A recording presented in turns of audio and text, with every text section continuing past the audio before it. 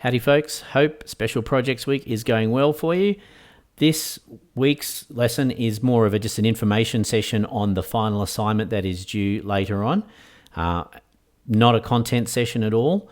We will get an opportunity to sort of catch up in final content in week 12, but this one's just information regarding our assignment, what you're going to write for it, what I'm looking for, all those bits and pieces. Obviously, all the information is on Canvas. The due date now is Sunday the 21st of November, which is the end of week 14, which gives you a month of time to get stuck into it, which hopefully will be plenty of time. And you will be taking a piece from the second year repertoire list, something new that you haven't done before, or the second year vocal list is also a great place to find a tune. And we will be writing for, in this case, a full chart. So with a duration of 3 to 5 minutes, and we'll go into that in detail in a little minute. You're writing for full big band, 5 saxes, alto, alto, tenor, tenor, baritone, 4 trumpets, 4 trombones, being 3 tenor and 1 bass trombone, guitar, piano, bass, and drums. With the saxophones, you can use woodwind instruments. You can use flutes and clarinets and bass clarinet. And the brass, you can use mutes, of course, and flugelhorns for the trumpets. You will be submitting your file, single file, in concert pitch. In the score, it will be in concert pitch, but it will be in either MuseScore, Finale, or Sibelius format. And this time, part of the requirements are to create individual parts. So every part will need to be laid out, engraved and laid out, which I'll go to in a minute. And you'll just upload the single file, so not multiple files for all the different parts and the score, just all encapsulated into that one file. And finally, the weighting on this one is 30%, so it's a fairly good chunk, so you want to spend some time on it. Plus, we will be recording it at some point. We're just not sure when. Potentially, it doesn't look like this year is going to be an option, but if not, that's okay. We will certainly do it next year for you as a priority. All right, so we're going to look at a few things today in regard to this assignment. We're going to be looking at the engraving requirements for the individual parts, how to lay out the parts. I'll just go through that with you again. How to select a tune, some considerations in thought as far as tempo, which we have gone through before, but I've just put it into a document for you. Also, the structure of the chart, that's a kind of key thing that you will want to have a look at, and what to include and what to write in the piece. So let's get stuck into it. Okay, so let's just go through the key elements to include in each of the individual parts, and then I will go through how to actually set one out from the score. So we need to have even or regular number of bars per system. A system is each of the lines in the individual part. The reason we want to have an even number or a regular occurring number is so that it would create some form of symmetry on the page, which for the reader, the performing musician, makes it just visually easier to read. 4 bars is ideal for an individual part. You can stretch that to 6 or 8 for a drum part if you've got double bar repeats. So double bar lines at the end of every major section of the piece. You'll do that in the score, and then that replicates across into all the individual parts. This is so that it just breaks the piece up into smaller bite-sized pieces. This is particularly helpful for rhythm section and specifically drums. I like to do this every 8 or 16 bars. You can't really overdo it. It certainly helps to have it at every 8 bars. When you're having these on the individual parts, you want to have the double bar lines at the end of the system, which would mean on the extreme right-hand side of the page. Where you have double bar lines, include rehearsal marks at each of these.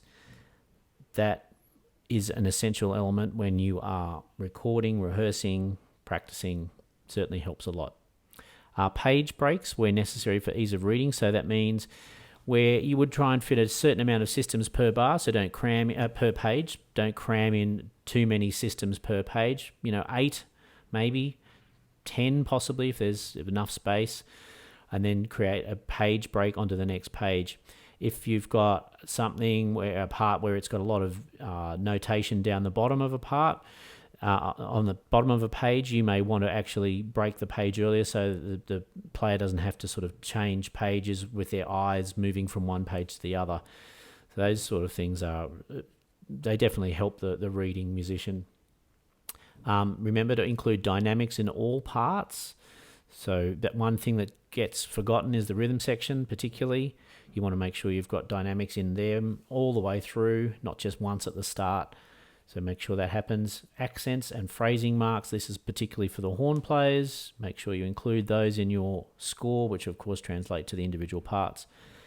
And text instructions where required. Now, you may have text instructions for the horn players, indicating that they're with a certain other instrument, that sort of thing, whether they're playing a soli or a solo, for example. Predominantly, it's going to be working in the rhythm section where you give them information on how to comp, how to play the kit, what sounds they're playing on the kit, whether they're playing sticks or brushes, for example. That stuff is really super important for the rhythm section. Make sure that it gets included. Okay, let's look at setting out a part individually. I'm going to do it in Sibelius, but most of this applies to MuseScore and definitely applies to Finale if you happen to be using that. So in our file in Sibelius, we have the little plus sign over here. In MuseScore, I believe you go over to one of the menus over here and you can find instruments and you can create the parts. We're going to simply just go over here to our little plus sign and I'm going to pick out one of these, alto saxophone, and then we're going to format it. As you can see, it's a real mess. So there are some defaults. I know MuseScore doesn't have a default like this, but Finale and Sibelius do. What we're going to do first is go to the layout section, and we're going to use auto breaks. That's a really useful thing to give us a sort of generic look to the part. So we're going to use this one up here, and it says use auto system breaks every 4 bars. That'll give us some, hasn't done much there. So what I can try and do is do this manually in Sibelius. It's Shift Option M. We'll break it into it. I just basically highlight the bars I want, highlight those, and then I can go Shift Option M. There is a way to do that in layout, which is going up here and then selecting the make into system. That's the one there. And we continue that through. You notice how I'm doing it in 4-bar lots. I did my opening 8-bar break, just left that in one system, and I've got the double bar line on the right hand side, which is what we've been talking about. That means we've got the rehearsal cues on the left hand side. Note that the rehearsal cues are consecutive. They are not structural. It doesn't go A, B, A, because when we're in a rehearsal and we say let's go to letter A and half the band goes to one place and the other one goes to the other half, that's no good. So they are not structural. They are to be used as consecutive numbers or letters. And I can go through this whole process doing it like this, which I'll scoot through right now, do very quickly for you. The magic of technology.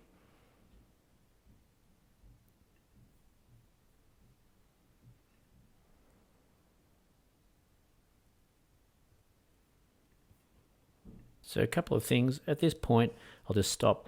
Notice that this system here only has 3 bars. It's an unusual number of bars for this particular pattern. So, but the double bar line still happens, or the end of the phrase happens on the right-hand side. So in this case, it's actually good to have 3 bars on the system rather than 4, rather than have our letter E up here somewhere, which would look rather silly. Now, I've got down here, this page is looking rather full. So feels like there's too many lines on it. So what I'm going to do is break. I'm going to put page break there at this point. So we've got, it doesn't overload the page. That looks a lot easier, doesn't it? A lot more readable. Then we've got 2 systems here, which we want to fix that one up. And I'll go through and continue in that fast method I was doing before. Okay, and then we have a finished part with all the systems laid out evenly and looks quite good. Notice that I've got the coda separated on its own systems down below, so they're not on the same line as the previous bit. So that's clearly obvious. When you're skipping pages, you want to be able to notice that. If you happen to write a coda, you'll want to do that as well. Now, you'll need to do that for this whole thing for every single part. So it was 16 or 17, sorry, if you're doing the big band. And they will be included in your main file.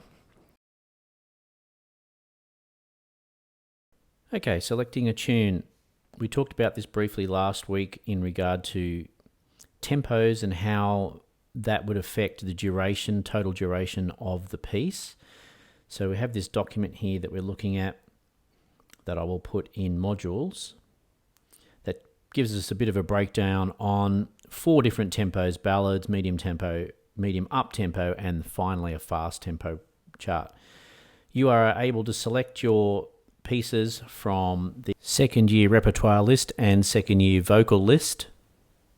I won't go through everything here, but it's a fairly easy to work out breakdown of how many choruses you would be required to write if, depending on the tempo of the piece. It's just a guide, as you can imagine. So for example, a ballad's going to require you to make the 3 minutes mark. You're going to only have to write 1.5 choruses, whereas if you were doing a very fast tempo piece, you would be writing around 6 choruses of material to come up to the 3 minute mark. Now, the thing to remember here is it's a trade-off both ways. If you do a ballad, you're going to be writing a lot more music per bar. It's going to be fairly dense. You're going to be writing a lot of phrases that have got full voicing across the whole band. Whereas if the other side, if you're doing a faster tempo piece, you're going to be writing less heavy density writing, so maybe a lot more linear writing. So there's a pros and cons for both doing a ballad and anything, an up tempo. Just by the fact that you have to write 6 choruses for an up tempo piece does not mean that it's going to be more difficult than writing a ballad for 1.5. So just bear that in mind. So here we go with a basic structure of your arrangement, a bunch of potential options for you to consider when you're building your chart. To make things easier from the outset, I would recommend actually making a plan based on the tempo of your piece and the duration of the overall assignment, which we know is somewhere between 3 and 5 minutes. If you can build yourself a plan, a structure of what you're going to be writing in your arrangement, it will make it immensely easier rather than just starting and then hoping for the best as you go along. Definitely something I do on a regular basis when writing a chart. So here are some options, and it would of course depend on tempo of the tune, but I'll just quickly go through these for you. So obviously an introduction, which is compulsory, a minimum of 4 bars, and this is where you set up the style, mood, motifs, groove, any musical cells that you might be including in the piece. Then you would go into your main melody, and that may be AABA or AB. That's most of our sort of jazz pieces follow in that format. At the end of that melody, you may then go into a possible interlude, something that separates the melody for the solo section. Now that could be a place where you restate some part or all of the introduction, or develop the idea of the introduction that you originally started. Then from there you may go into instrumental solos, depending on the tempo of course. That if it's a ballad, you might only want a half a chorus solo, or if it's a more up-tempo chart, that might be a single chorus or even multiple choruses for different instruments if you wish to do it that way. Under the solos, you may wish to add in backings. That may not happen all the way through, but in certain places, what it does is actually develops the solo and adds a contour, shape, direction to the piece, builds the solo, of course, and spurs the soloist on for inventive ideas, of course. Then at the end, depending on the tempo of your piece, if you want to include an interlude, you may want to go then to another solo. I mean, you can go straight into another solo directly if you wish.